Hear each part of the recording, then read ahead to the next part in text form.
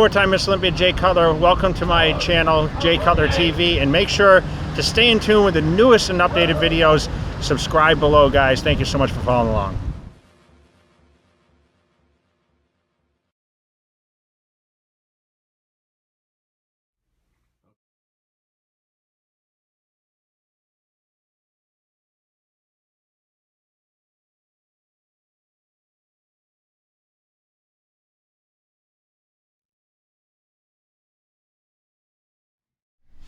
We do have some good ones this time around. What else?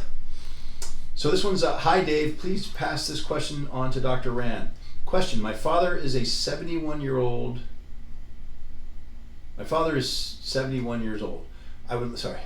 like to know if he would benefit from TRT. He complains about low energy and also has some depression. His health is not bad, but he has a few issues such as type 2 diabetes and arthritis.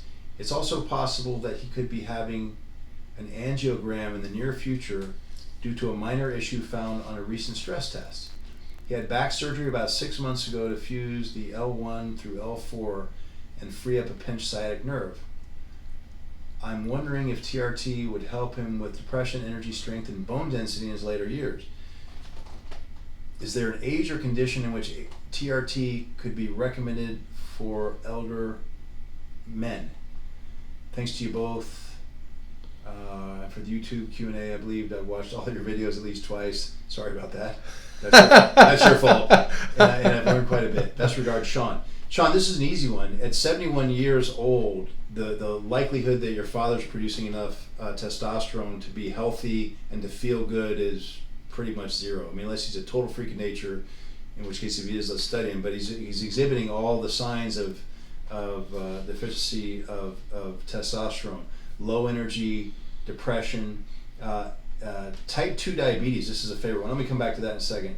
Arthritis, look, that's just from being on the planet and maybe riding a few too many bulls, you know, God bless you. And that's going to be something that is probably best surgically dealt with, or, you know, some curcumin, things that help reduce your inflammation, etc.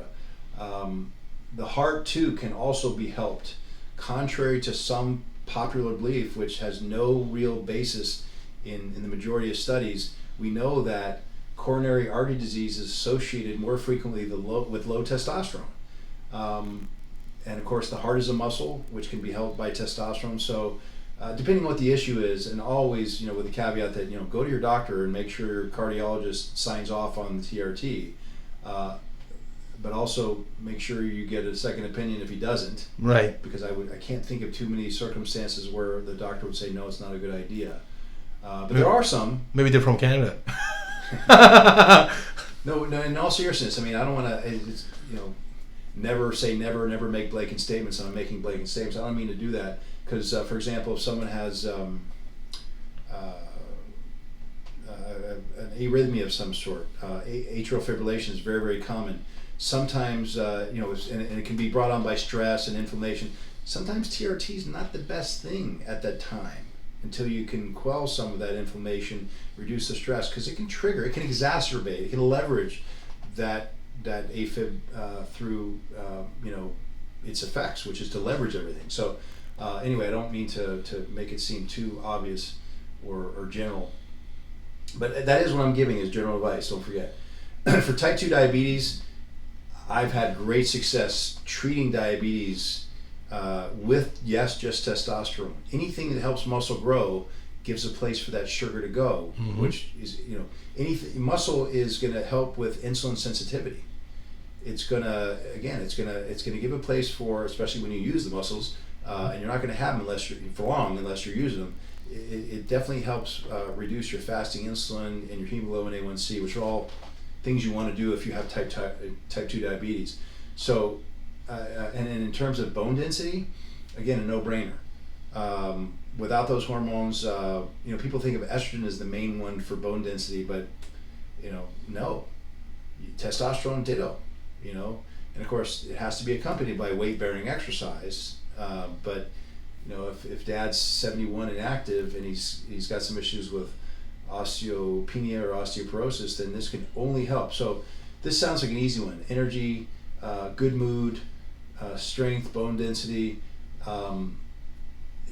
go through the motions like you're supposed to of getting labs done. Also, you want to make sure that there's not prostate cancer extant, because it's not the testosterone that's going to exacerbate it. It's what testosterone can get converted into, the dihydrotestosterone. So before you just pour testosterone in there, which can turn into something that can fuel the flames of prostate cancer, because every male, at least in the U.S., at age 82 roughly, has 100% has prostate cancer. Wow. 71, you're getting closer. Let's just rule it out. You can do it with like a multi-parametric MRI, where you can visualize the prostate. There's a guy in Holland who can get it down to a 3 millimeter visualization, which is maybe 2 million cells. That's early stage, in other words. But in the later stage, you don't see it. You want to do this, and I'm not saying don't go ahead and go forward with TRT necessarily. Refer to your urologist and your oncologist if it's extant. But we discussed earlier, you could maybe treat it with testosterone, and testosterone is not the bad guy here. Progesterone and testosterone are considered to be protective. It's the dihydrotestosterone. So maybe consider going on TRT with the blessing of your doctor, with something to block the conversion to dihydrotestosterone, a 5-alpha reductase inhibitor. So anyway, just be smart about it. But yeah, I would definitely consider doing this. Anything that you can do to help with the muscular tone around the back could also help the L4, L1, L4 stability, whether they do a surgery or a rhizotomy or whatever they do to fix that. So all these things that are in bad shape for him sound even the arthritis could be helped. Why you stabilize the joint, you're less likely to irritate it or create more arthritis. You can look at it that way. I don't mean to be reaching too far, but it's a good point. I mean, if you don't have it, I'll admit I got plenty of arthritis. I need 2 shoulder replacements for 15 years now.